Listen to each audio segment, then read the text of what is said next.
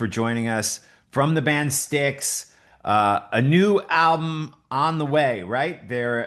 I guess the physical copy's out. Is that It's as of today, Mark. Yeah, this is release day. So Circling from Above is now available. Actually, we had a big unboxing ceremony earlier on, where we finally saw the finished copy of it. Although the CDs have been available at the show, but look at this. For people that buy it today, there's a box set of it that comes with this pretty amazing looking coin.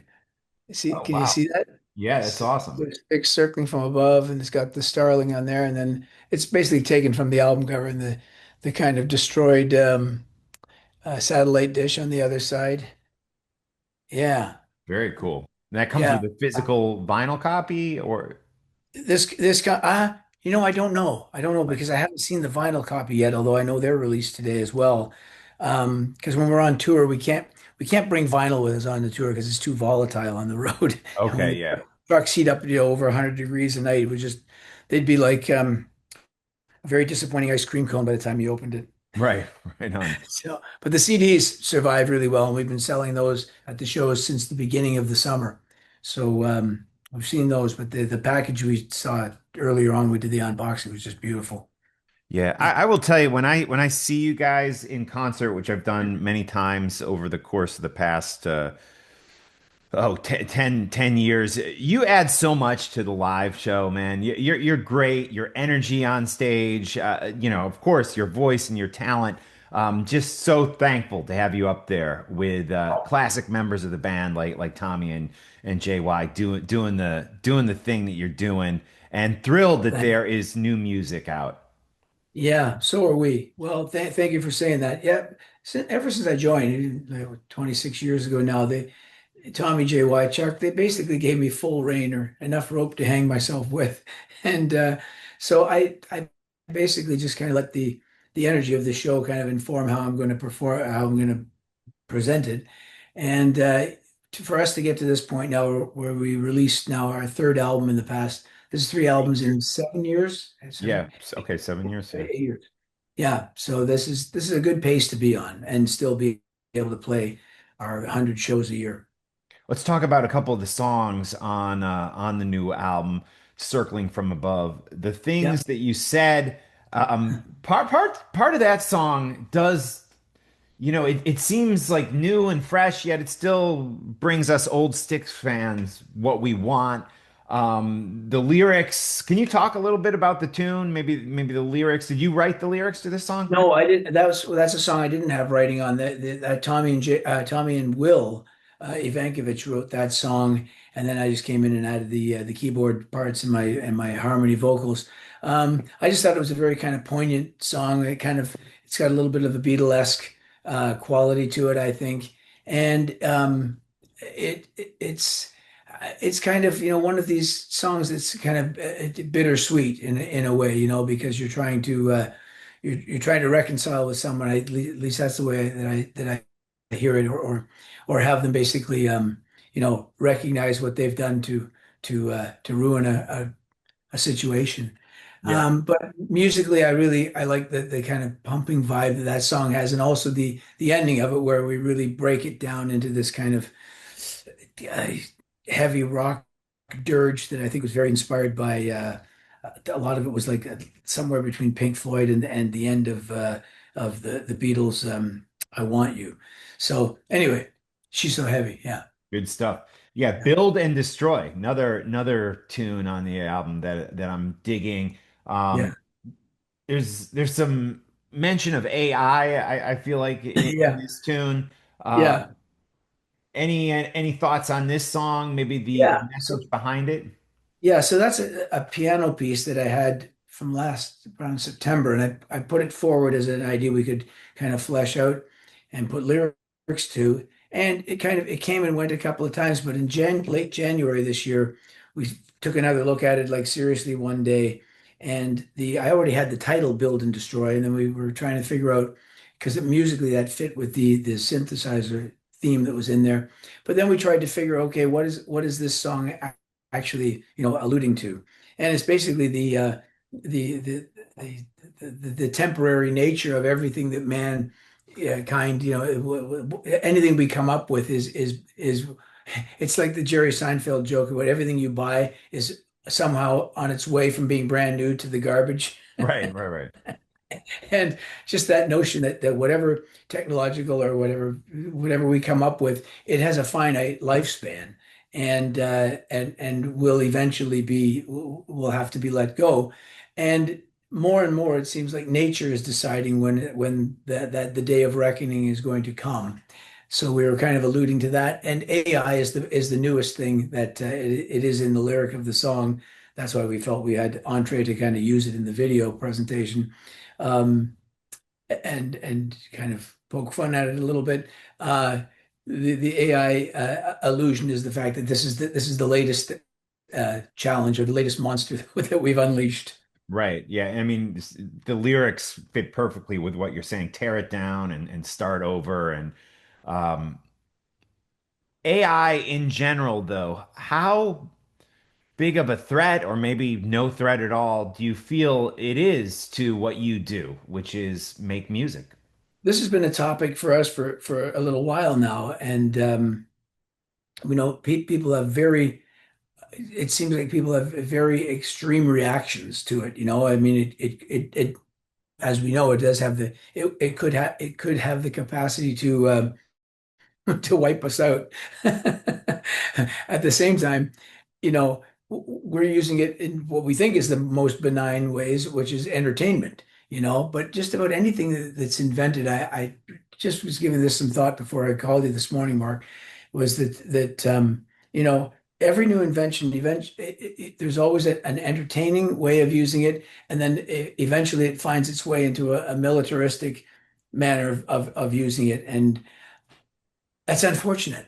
It's just how it is. But for example, I was reading some reviews of when movies were invented but over 100 years ago now, and how people were like, "This is going to destroy live theater. Will be over. There'll never be Yeah. another live Right. performance on stage. Movies are going to completely kill that, and what a horrible thing. Let's get rid of them.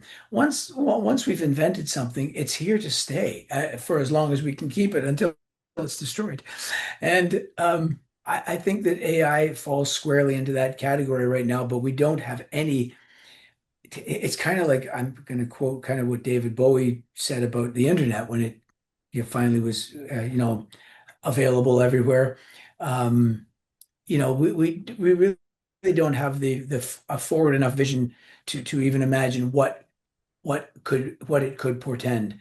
I think I think there will be incredible medical breakthroughs because of it, tremendous health benefits on the one hand and potential catastrophe on the other. So Right.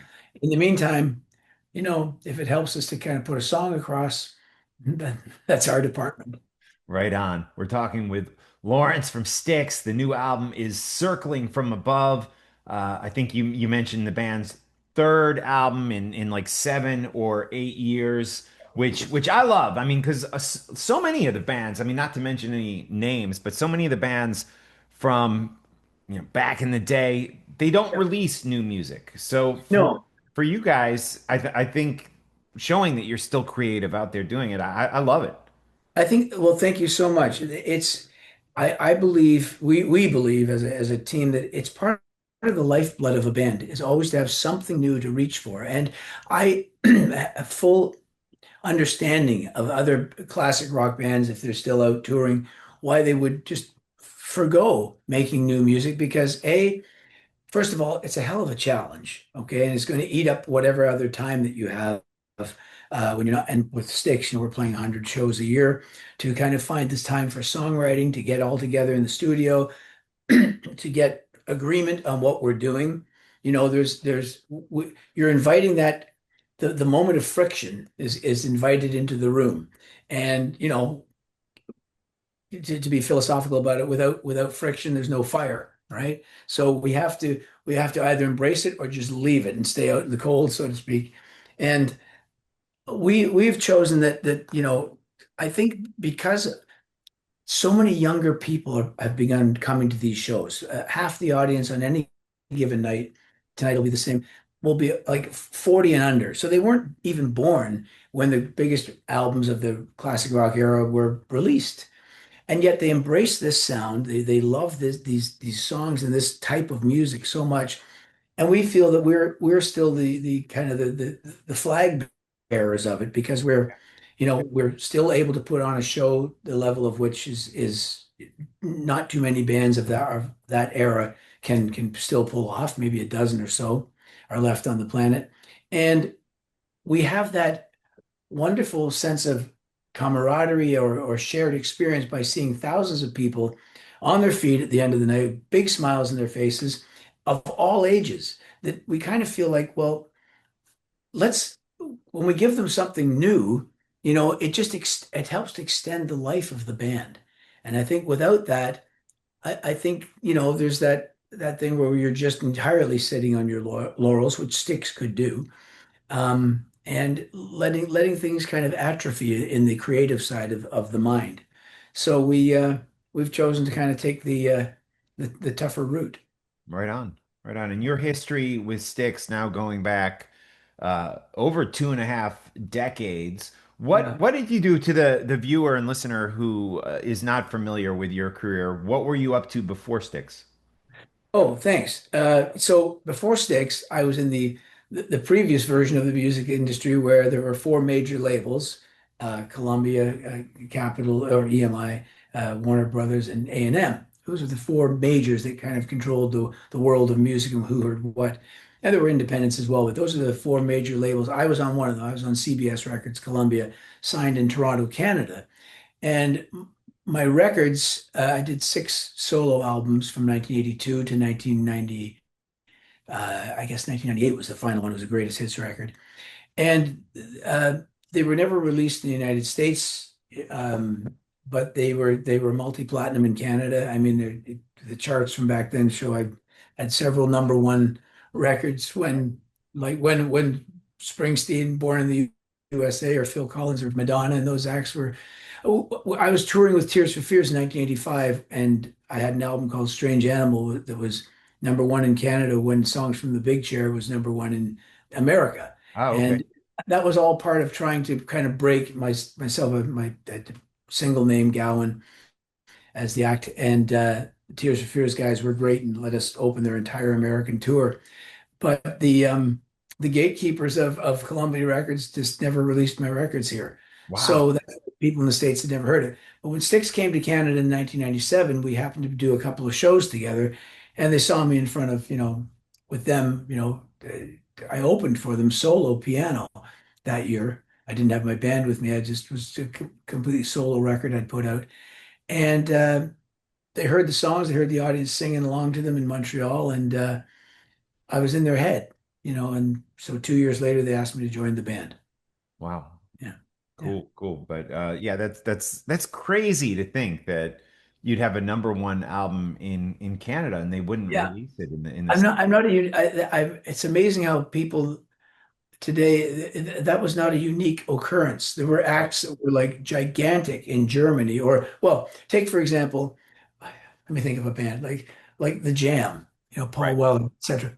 I think they were basically playing Wembley when if I was in even if I went across to Buffalo, or, I'd find them in the import Yeah, part yeah. of Yep. record store where they hardly any people had heard of the Jam. I mean, they have now, but I mean, um, that's just one example, and there are many many others where part of I try to explain it, it's very boring, but part of the whole thing with the major labels was they were able to segregate the world into who heard what. So they controlled the market so brilliantly. And that's why it went from being the music business to the music industry Right. during the whole period. And then talk about build and destroy. Then the internet came along and changed the game entirely. Yeah. And then it took them about 15 years before they began to kind of right the ship in a certain Yeah. way. And luckily, that's when Universal got back involved with Styx and got the catalog and encouraged us to go ahead and make new music. So it all worked out in the end. Absolutely. And do you still do music outside of Sticks? Yeah, I just played. like 3 weeks ago, I played St. John's, Newfoundland. I did a solo show to about 7,000 people. Wow, nice. Um, I'll be playing Massey Hall at the end of Massey Hall is like Canadian version of, say, Carnegie Hall.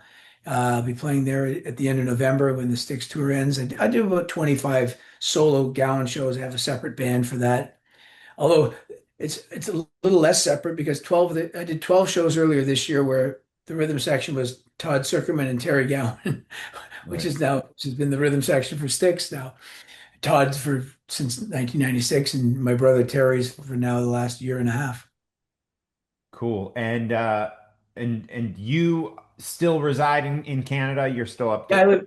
I grew up in Toronto. I still my whole life has been traveling, so I still like the luxury of going back to my hometown. I'm not far from I live in a great spot that's not too far from my high school or my grade school, and all my and Toronto's a fantastic city. Absolutely. As is Chicago, Illinois, where Styx is from originally. And I told JY last time I met him a couple of years ago how I lived in Hinsdale, which was right next to Downers Yeah, where he lived, yeah. and it was always exciting for me to know that one of my heroes was so close by. One I time got to tell you, his Mark, if I late can wife. interrupt, let me interrupt you there for Yeah, one yeah. second. Chicago has become such a great city in my life because of obviously, first of all, because of Styx and because of JY and Chuck. Uh, but I love the city. It's the closest thing to an American city to Toronto. They have a lot in common, both Great Lake cities, Yep. and just there's a mentality that's very similar. They're a great kind of work ethic, no matter even if you're in the arts or if you're in architecture or whatever. And I never said this, but I'm really proud of the fact that my daughter, who became a medical doctor, Oh, she wow. she lived in Chicago for the past 6 years at two of the main hospitals. You probably know them, Mount Sinai and Holy Cross. Yep. And she just recently came back to Toronto to start her medical practice there. But Chicago has become like our second home, because she Wow. was great. Yeah. Yeah, so you Sorry, have go that ahead. connection through your family, not only Yeah. through the band. Yeah. Yeah. Oh no, I was gonna ramble on about. I remember JY's late wife once came into the store where my mom worked, and it was like a big, exciting thing for us. Really? Yeah, it was. When was that? When was Oh, this that? is the '80s. This is like Oh, in the the 80s. Okay, that's before I Nettle met her. Creek Susie, stop in LaGrange, Illinois. Yeah, yeah. I yeah, think I that's said right. Downers Grove earlier. He lived in LaGrange. Sorry. Yeah. Yeah, and then Western Springs. No, Susie, oh my God, what a great person she was, and Yeah. we still talk about her every day. JY and I are on the bus together every day, and Susie was such a phenomenal companion that we had on the road with us the first 9 years before she had her accident, and what a character, what a spitfire she was. We loved having her, and so much of what the band is today was so much was inspired by things that she had to say about the band and how she supported obviously JY first and foremost, and the rest of us. Yeah, absolutely. Well, thank you, Lawrence, for spending some time with me, Mark Strigl. I do appreciate it. We're going to get this video right up online, and congratulations on the new album, Circling from Above by Styx, and the continued success you have with the band. I love hearing about people under 40 at the shows embracing this music that I loved when I was a kid. Yeah, singing all the words from beginning to end. I don't need a teleprompter. I just need to read their lips. It's really astounding to see that this music has had a shelf life far exceeded from what was probably expected back when it first was released. And so, I'm grateful to be part of the whole legacy of this band right from the beginning. Everyone that's ever been in it has has made a tremendous contribution to it. So I feel very fortunate to kind of come in and be part of this era. And Circling from Above is, I think, that might be our cherry on top. Absolutely. Thank you, Lawrence. Appreciate your All right, time. Mark.